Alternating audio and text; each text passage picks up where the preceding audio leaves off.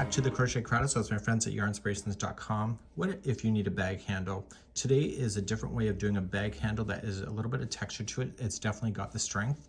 And I did use Karen cotton cakes with this particular kind of concept. You're going to want to use your mercerized cotton or a cotton yarn in order to keep the strength. The cotton yarn does not stretch, however the stitches do, and these stitches lend itself to being very easy to be able to maintain.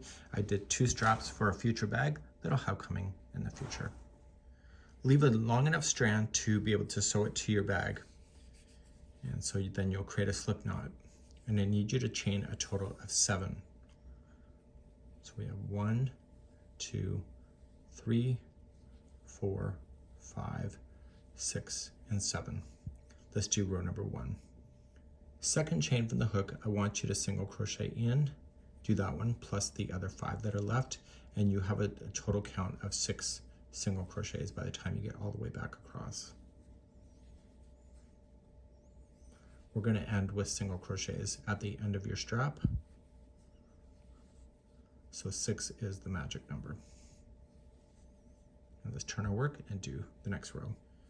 To do the next row, you're going to chain 1 and do a little bit of a larger loop, and you want to double crochet into the first one that you're coming out of. I prefer to do that than I do with the chain 3 on this particular concept. We're now going to skip this one and we're going to go to the next one over, and we're going to do a 4 double crochet cluster. So we're going to wrap the hook, going in, pull through 2 and hold, and do that 3 more times. So yarn over and in, pull through, and in, pull through, and 1 more time. So you end up with the 4 double crochets on there. Yarn over and only pull through the first 4. Now yarn over, pull through the 2. I want you to chain 2 and see the very next one right here. You're going to do the same thing. So just yarn over and in, pull through 2, and do that 3 more times.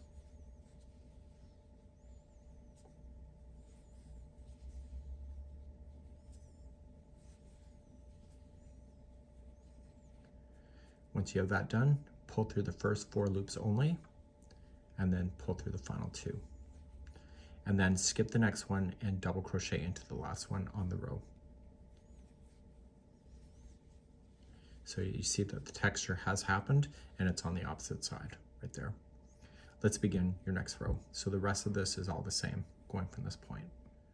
To continue now to make the next one, you're going to chain 1 loosely, keep a little bit of a larger loop, and double crochet in the first one that's coming out of.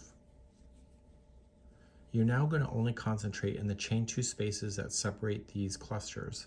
So in the space, apply 4 double crochet cluster. So yarn over, pull through, and hold, and do that until there you see 4 on there. So that'll be a total of 5 loops. Yarn over, pull through the first 4, yarn over, pull through 2, chain 2, and in the same chain 2 space, just kind of move stuff over. If you don't see it, place in another 4 double crochet cluster.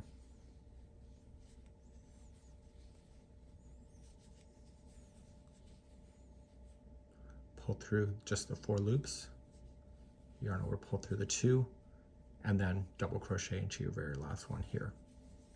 And so that's all you're going to do for this whole thing, and you can go as long as you need to go.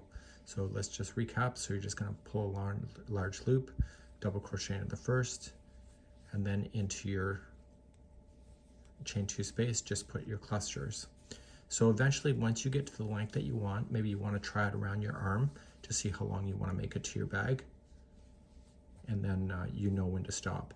Once you get the first one done, then you can do the second one and match it exactly, and you're going to easily count these rows.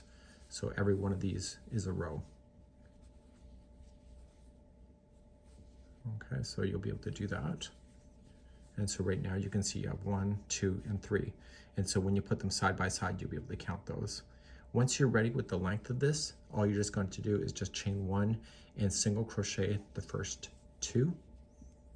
And in the chain 2 space, just put in 2 single crochets. And then the next one is the top of a cluster, and then the last one is on top of the double crochet, and you're going to want to leave a long strand for that to be able to sew that to the opposite side to your bag, and you end up with these really cool long straps that are really quite desirable, and depending on your project can really go really nicely. So this is it on how to do bag handles in this format.